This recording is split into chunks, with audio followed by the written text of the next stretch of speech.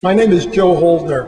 A week ago, I protested, or I was in a demonstration in New York with thousands of other people. And there were at least 11 demonstrations across the country. And I saw very, very little news coverage of this. And the demonstration ended in Foley Square, right under WNYC's broadcasting studios. And there was nothing about that on the air that evening or the next day or any succeeding days.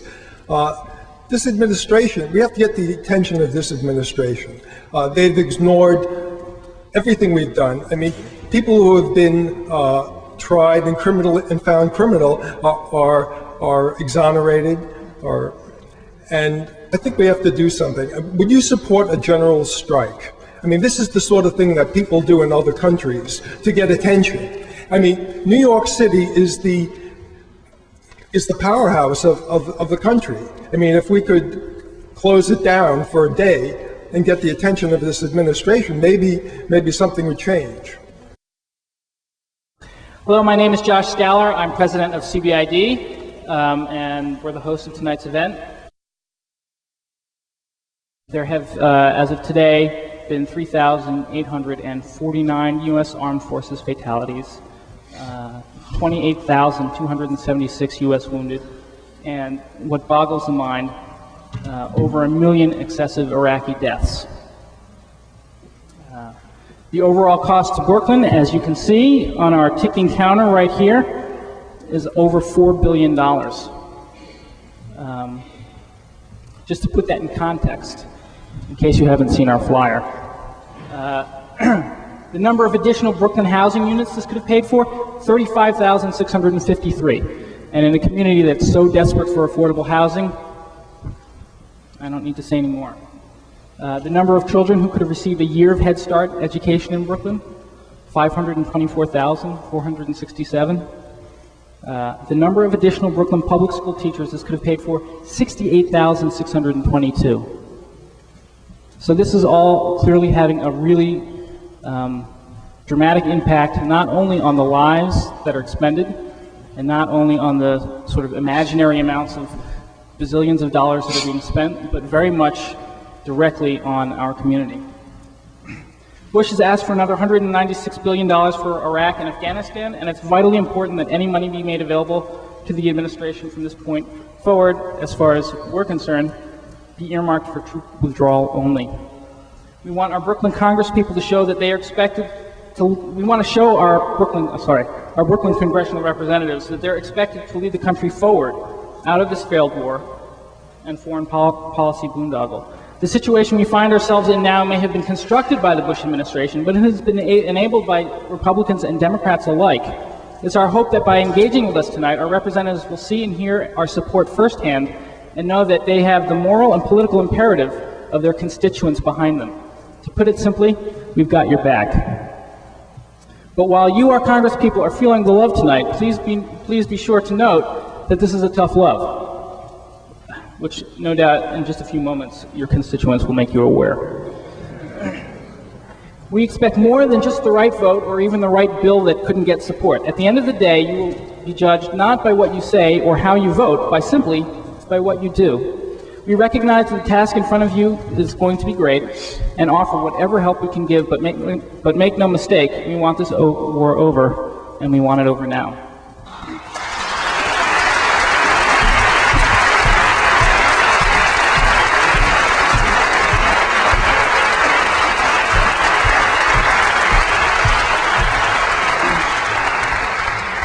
Okay, so the agenda for tonight is relatively simple. We're going to ask questions, and they're going to answer us. Okay, so before we get to our congressional members' statements, I'd just like to acknowledge that we have a number of elected officials in the audience, and I welcome you, and thank you so much for coming. Eric Adams is here.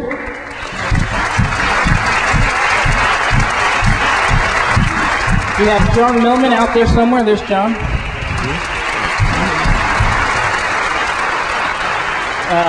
Bill de Blasio, I saw over there. There he is. He's a very tall man. Joanne Simon is here. Is that right? Joanne Simon. Oh, there you are. Joanne Simon. Alan Fleischman. Alan. Jake Gold. Our old friend Major Owens. Major.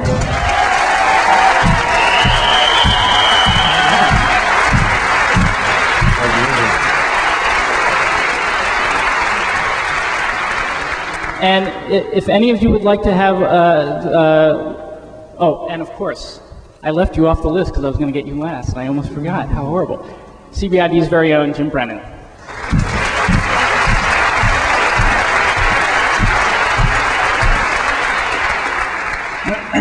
If any of you would like to come up to the microphone and say a few words about that, I think now would be the time to do it.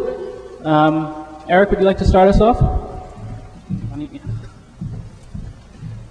Just one quick comment. I think that Josh, first of all, thank you and CBID for doing this. Josh pointed out how there's really no excuses. We have to make this happen. But the relationship between our legislators and our citizens, it's a partnership. There are things we can do at home. You know, my fear is the countless number of men and women who are coming home either injured or coming home with some type of substance abuse problem. We all know what happened after Vietnam. We have to be here for our soldiers when they come home. They're caught in this vice, they're caught in this sick war. And there are everyday things we can do.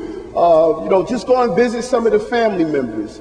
Those of us who have background in social sort of capacity, go visit some in the hospital. Our veterans are in conditions in the hospital that are deplorable.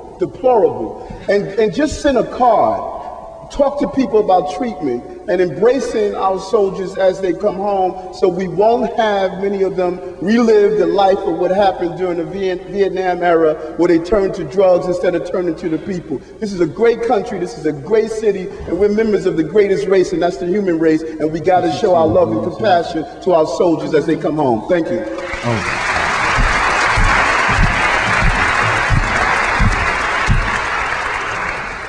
Anyone else? Major, come on up.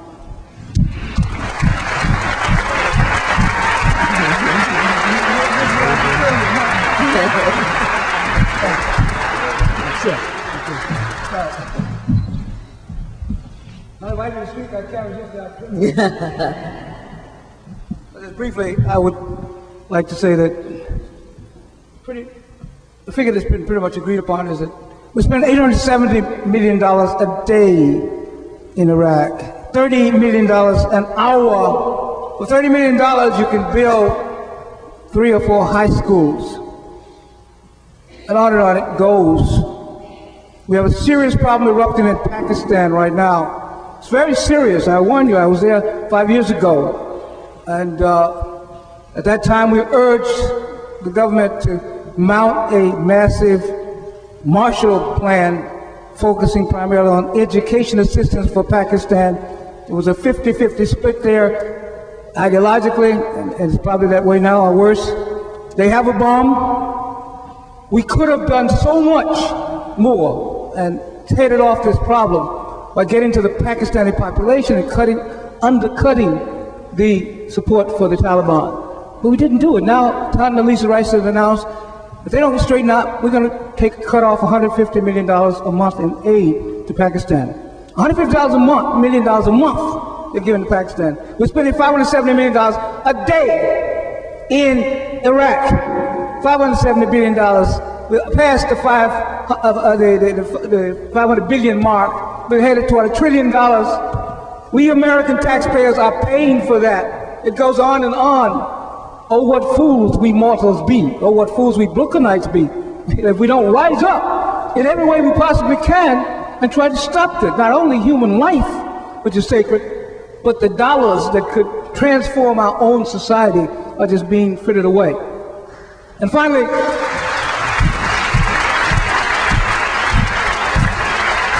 our primary means of dealing with this is through our elected officials. We are representative democracy.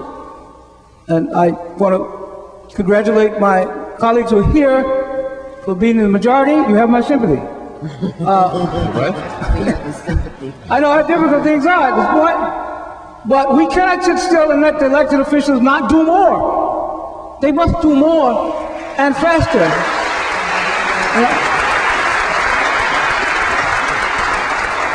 We are caught up in a kind of slickness where the consultants pour over the opinion polls and they find things, oh, people are really not that against the war. That's hidden, there's a hidden support for the war. All kinds of things that happen. I'm just glad that Abraham Lincoln did not have consultants when he decided to sign the Emancipation Proclamation. I'm glad that Abraham Lincoln went ahead, despite the fact that the country was against him, all the members of the cabinet was against him, he had principles, he went ahead and he signed the Emancipation Proclamation. I'm glad that Harry Truman went ahead and recognized Israel when there was a threat that his whole cabinet might resign too on him. On and on it goes. We have to have some people with principles. We have to insist that our elected officials step forward and be bold, break with the slick consultants, take some chances. New York, you don't even have to take chances. I don't know what Hillary Clinton is hesitating for. I don't know why we can't have more of Chuck Schumer's tremendous energy put into stopping the war. You know, I don't know why we can't have more of that. You guys know why we don't have more Chuck Schumer? It's Chuck Schumer than me. Based on the vote. I don't want to get, I didn't mean to go on so, we can't do more, we must do more. We are democracy. We are not the Germans and Hitler. We're not the citizens of Hitler Germany who could do nothing. We know what's going on and we can do something about it. Thank you.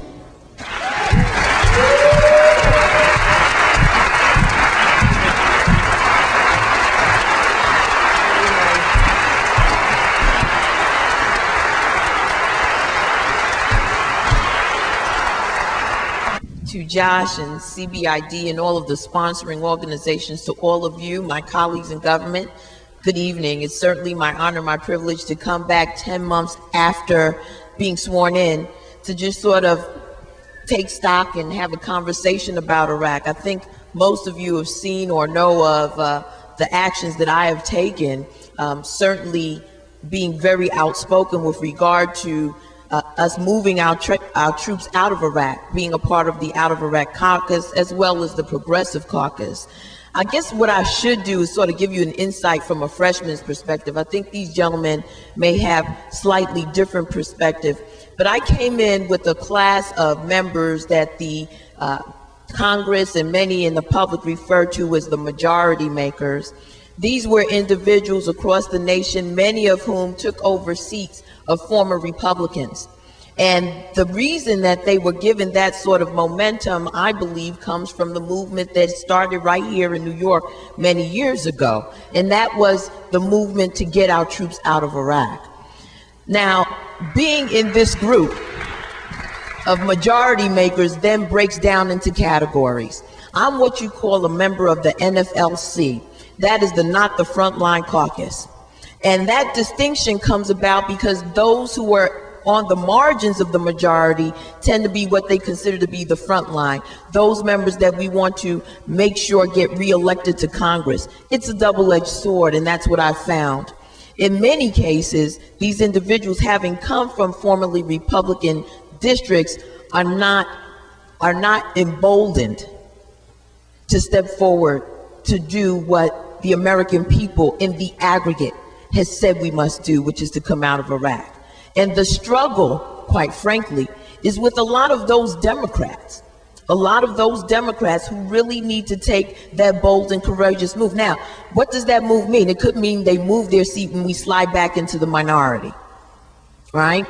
It could mean that they are now teaching and showing to their constituencies what leadership is truly about. As I think at the core of it all, we know that this war was unjust. And what frustrates me more than anything else is some of the rhetoric that I hear, quite frankly, coming from us. Why doesn't the Iraqi government get their timetable together? Now they're the ones that are delaying. Well, you know, someone comes in, mashes up your house, changes your way of life completely. You can't just overnight say, I'm going to meet this benchmark that you, America, have set for me after you came in and mashed up my place. This is the reality of the situation, and I think we have to be very honest about that. It's not just about what we do on the ground. It's the diplomacy that's been involved with this, all wrong. non-existent for the most part, but I think we fed into it when we say, well, now you're the president, what you going to do about this? When you're going to gather your people together and solve the problem that we created for you? We have created instability on a global scale that our children and grandchildren will be still trying to reconcile. That's the bottom line to it. So what do?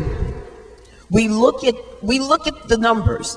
We look at who the DCCC are targeting for this next election round and where they stand with respect to the war. We don't just send our dollars blindly to candidates to increase the margin for increasing its sake. Sometimes you feel like you're getting stabbed in the back by your own. I'm being honest with you. That's one side of the coin. Then let's look at the Senate, okay? Because it's not just about the House. The Senate has lost its cotton-picking mind. It's not moving anything. It's not doing anything. Half the people are running for president right now, and we're all trying to figure out how we're going to get out of this war. They have not made it a priority. They have not made it a priority.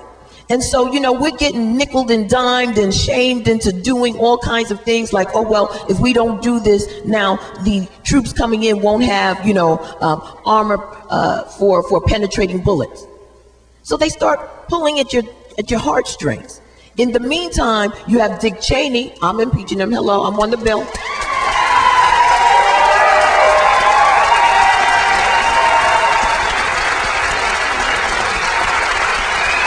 But you, hold on a moment. We got limited time here. That's really not necessary because, I didn't have an opportunity to say to Congressman Owens, he set the bar. And so I recognize what type of constituency I have. It emboldens me, it strengthens me, it moves me forward in a way that many others can't. So I have to thank you. And I have to thank the congressman because he has certainly set the bar with respect to the peace movement. But the bottom line to it is that the type of focus and emphasis that we need to have coming out of the U.S. Congress, not just the House, but the Senate as well, it's not there. And then we all of what Jerry has said is absolutely right. There's been such a spin-off of degradation of our humanity as a result of the ultimate lie that led us there. I'm still upset. I don't know about you, but I'm upset that we haven't found bin Laden. This is what started it all. This is what started it all. And now we are trillions and trillions of dollars in debt. We look at the fact that global warming is approaching from every angle. We have to get into renewable energies. We're struggling with that on the Hill now. That's the new industry for us. We should be like every other project that this country has mobilized and focused on renewable energies. We're not there yet. No Child Left Behind, that's up for reauthorization. The struggle around comprehensive immigration reform, all of those domestic challenges that we face are on freeze frame right now because we have a president whose agenda has been just to have a death grip on that contract with America and to certainly enriching his friends, a very small circle of friends. And so I just wanted to say to you that I am very focused on the strategies that can be utilized. They know that my voice is going to be the voice to dissent for any further funding of this war.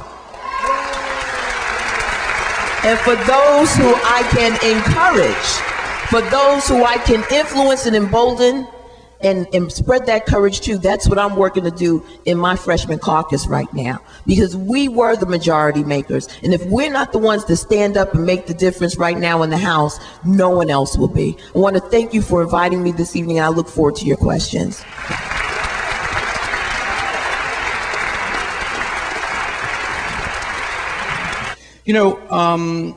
I believe that President Bush and Vice President Cheney have done impeachable things. But I don't know how many.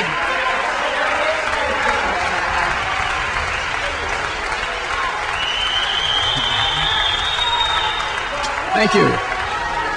However, let me say this. Let me just say this. I don't know how many of you were Met fans in the 60s and 70s. We had the sign man at Shea Stadium who would stand up with their signs.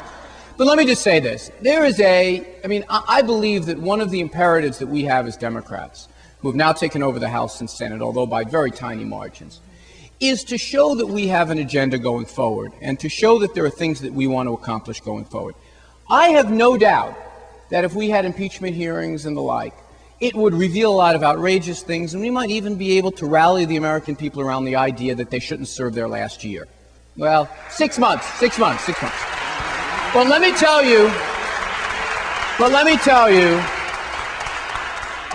you what you sacrifice with that strategy so we can have a frank discussion here. We sacrifice the ability to have any conversation about changing our energy policy, any conversation about our health policy, any conversation about what type of relationship we'd like to have around, any conversation about Iraq. Everything winds up getting drowned out by that. Now, here, time out. If you louder doesn't make it better, my friend. Just keep it down. We're going to have questions here. I'm not going anywhere.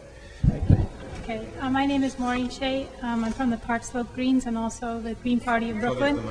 And from the Park Slope Greens and the Green Party of Brooklyn. And first I just want to comment. I think Hillary Clinton is probably the only candidate that would definitely perpetuate the war as far as the Democrats are going.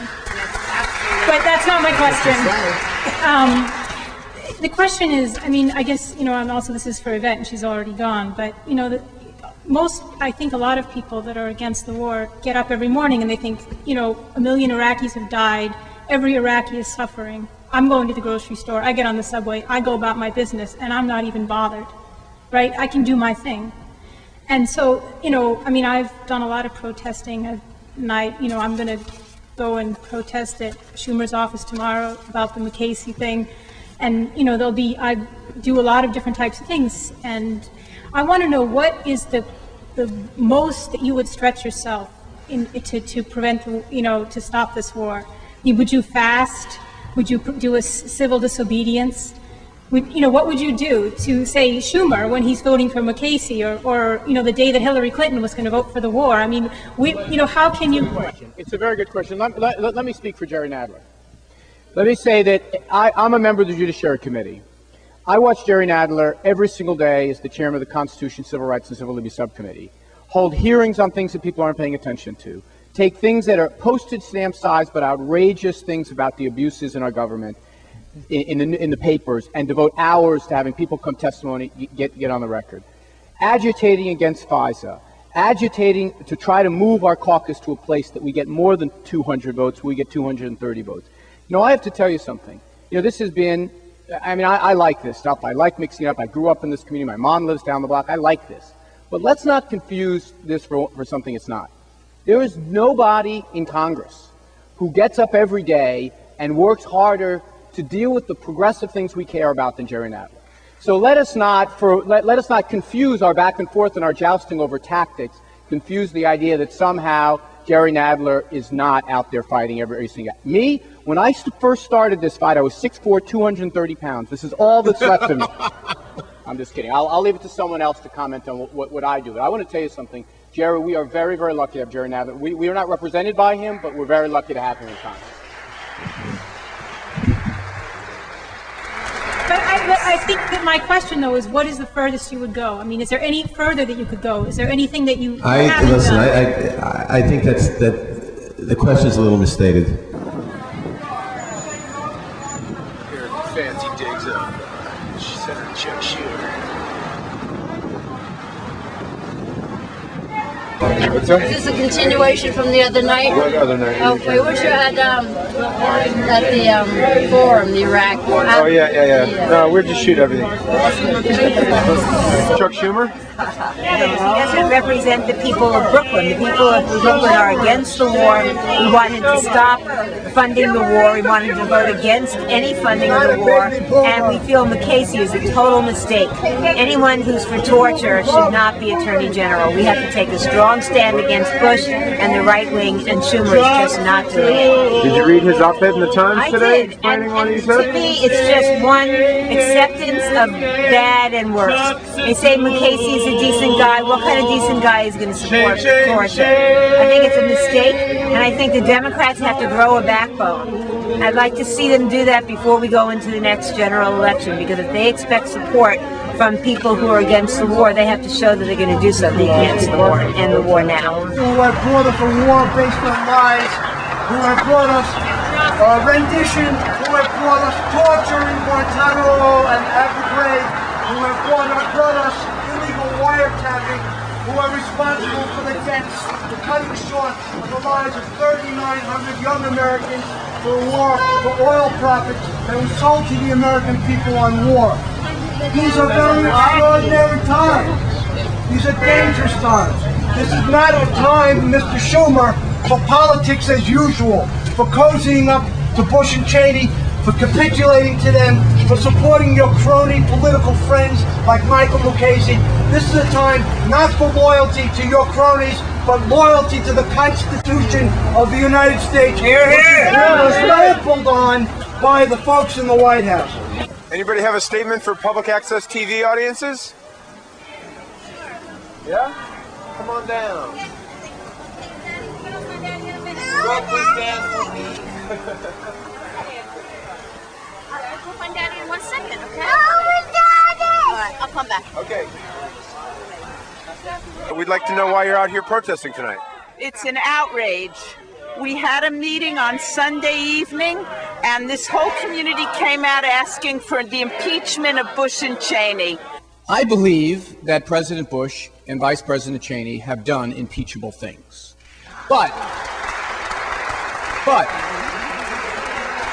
I don't know how many.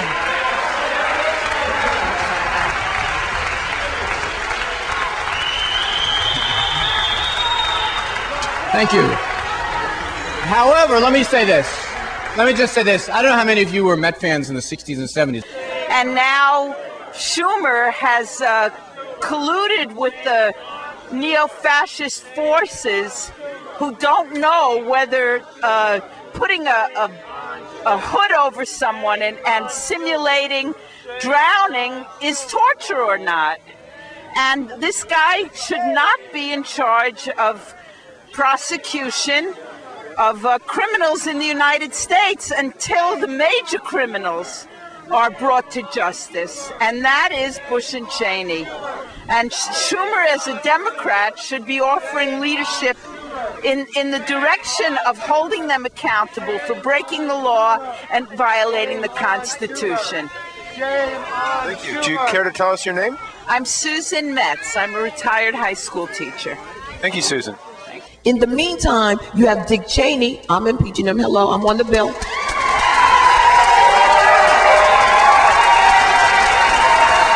Sometimes it's going to mean that some of us have to bite our tongue and just do what we think is necessary to try to incrementally make ourselves a stronger party congressionally.